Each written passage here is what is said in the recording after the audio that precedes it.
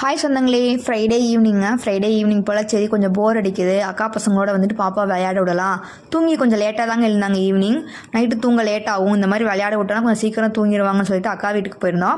அக்கா வீட்டில் வந்துட்டு எல்லா செடியும் வச்சுருப்பாங்க. வெத்தலை செடி, கற்பூரவள்ளி, அப்புறம் இந்த சோத்துக்கத்தாழன்னு சொல்லிட்டு எல்லா செடியுமே வளர்த்து வச்சுருப்பாங்க. அக்கா வந்து நிறைய செடி வளர்ப்பாங்க. அவளுக்கு ரொம்ப பிடிக்கும்.